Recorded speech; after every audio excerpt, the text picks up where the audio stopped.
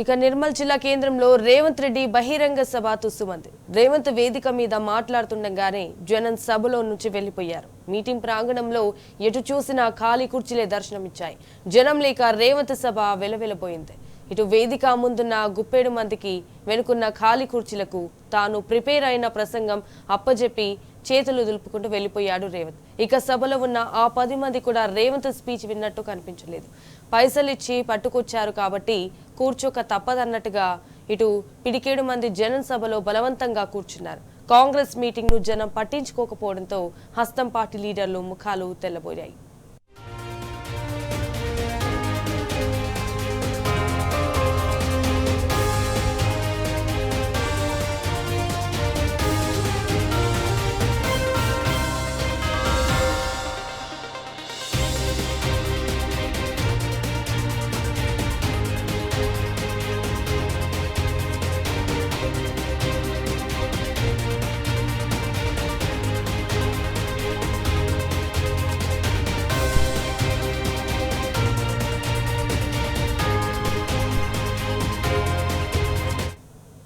నిర్మల్ జిల్లా కేంద్రంలో రేవంత్ రెడ్డి బహిరంగ సభ తుస్సుమంది. రేవంత్ వేదిక మీద మాట్లాడుతుండగానే జనం సభల నుంచి వెళ్లిపోయారు.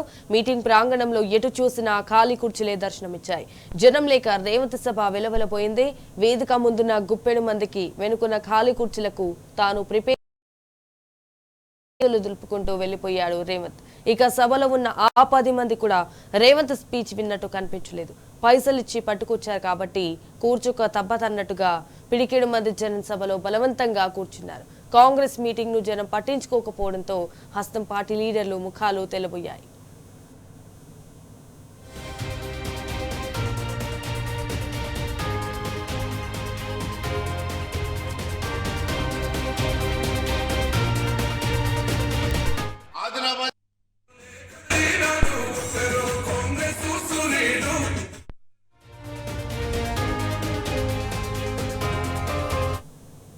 రైట్, ఇక ఇదే విషయానికి సంబంధించి మరిన్ని డీటెయిల్స్ మా ప్రతినిధి రాజు ఫోన్ ఇన్ ద్వారా అందిస్తారు. రైట్ రాజు, చెప్పండి, ఇటు రేవంత్ సభ ఫ్లాప్ కి సంబంధించిన అప్డేట్స్ ఏంటి?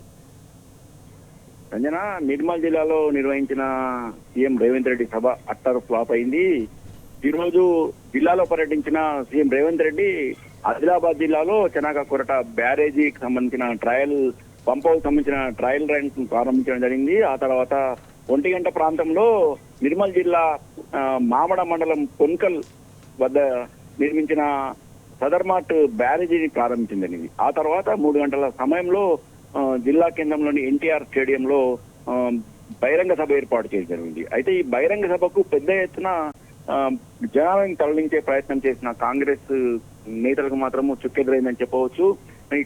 ఈ బహిరంగ సభలో దాదాపు ఒక 5,000 కుర్చీలు వేసినప్పటికీ కూడా సీఎం ప్రసంగించిన సమయంలో 500 మంది కూడా కనిపించని పరిస్థితి మనం విజువల్స్ తో స్పష్టంగా చూడొచ్చు. ఓవైపు సీఎం ప్రసంగిస్తుండగానే జనాలు వెళ్లిపోతున్న పరిస్థితి కనిపించి ఖాళీ కుర్చీలు దర్శనమిచ్చాయి. ఉదయం 10 గంటలకే ఇటు నిర్మల్ జిల్లా నుంచి, ఆదిలాబాద్ జిల్లా నుంచి, ఆసిఫాబాద్ జిల్లా నుంచి, అలాగే ఇటు మంచిర్యాల జిల్లా నుంచి, ఉమ్మడి జిల్లాల పరిధిలో ఉన్న 4 జిల్లాల నుంచి కూడా జనాలను తరలించడం జరిగింది. బహిరంగ సభకు ప్రత్యేకంగా వాహనాలు ఏర్పాటు చేయడం జరిగింది. గ్రామాల వారీగా, మున్సిపాలిటీల్లో వార్డుల వారీగా జనాలను తరలించేందుకు ప్రత్యేక వాహనాలు ఏర్పాటు చేయడం జరిగింది. ముఖ్యంగా మహిళా సంఘాలకు రుణాలు అందజేస్తాం, ఖచ్చితంగా రావాల్సిందని చెప్పేసి వారికి భయపట్టి తీసుకురావడం జరిగింది. అయితే ఉదయం 10 గంటలకే వీళ్ళందరినీ తీసుకురావడం జరిగింది. ఉదయం 10 గంటల వారిని బహిరంగ సభలో విడిచిపెట్టి కాంగ్రెస్ నేతలు వెళ్ళిపోవడం జరిగింది.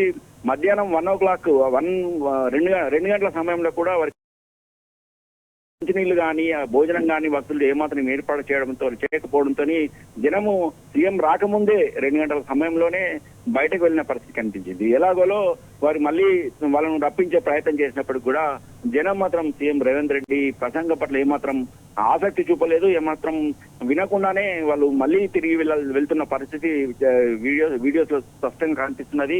మొత్తానికి ఈ ఎన్టీఆర్ స్టేడియంలో దాదాపు 5,000 కుర్చీలు వేసినప్పుడు కూడా నుంచి 1000 మంది మాత్రమే చివరి వరకు ఉన్నారు. మిగతా అంతా బహిరంగ సభలో సీఎం రేవంత్ రెడ్డి ప్రసంగిస్తున్న సమయంలోనే బయటకు వెళ్లిన పరిస్థితి. ఓ దశలో పోలీసులు మహిళలు కానీ జనం కానీ ఈ బహిరంగ సభ నుంచి బయటకు వెళ్లకుండా కట్టుదిట్ట ఎన్నో ప్రయత్నాలు చేసినప్పుడు కూడా ఆ చివరకు బతిమలాడినప్పుడు కూడా జనాలు మాత్రం ఏమాత్రం వినలేదు, వినకుండానే వెళ్ళిపోయారు. చాలా మంది కూడా ఈ బహిరంగ సభకు రాని పక్షంలో మీకు డాక్రాకు సంబంధించిన రుణాలు రావని చెప్పి డాక్రా సంఘ మహిళలను కూడా పరోక్షంగా బెదిరించడం జరిగింది. వారు ఎటు పాల్పోని పరిస్థితుల్లో రావడం జరిగింది.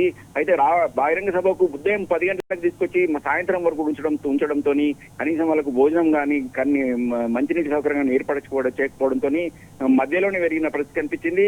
ప్రత్యేక వాహనాల్లో ఇటు ఆదిలాబాద్ నుంచి, మంచిర్యాల నుంచి, అలాగే ఇటు ఆసిఫాబాద్ నుంచి, నిర్మల్ నుంచి, పలు గ్రామాల నుంచి వచ్చిన జనము ఇక్కడ తమను తీసుకొచ్చిన అధికారులు కానీ కాంగ్రెస్ నేత ఏమాత్రం పట్టించుకోకపోవడంతో నిరాశగా వెందిరిన పరిస్థితి కనిపించింది. మొత్తానికి సీఎం రేవంత్ రెడ్డి నిర్మల్ జిల్లా అట్టర్ ఫ్లాప్ అయిందని చెప్పవచ్చు.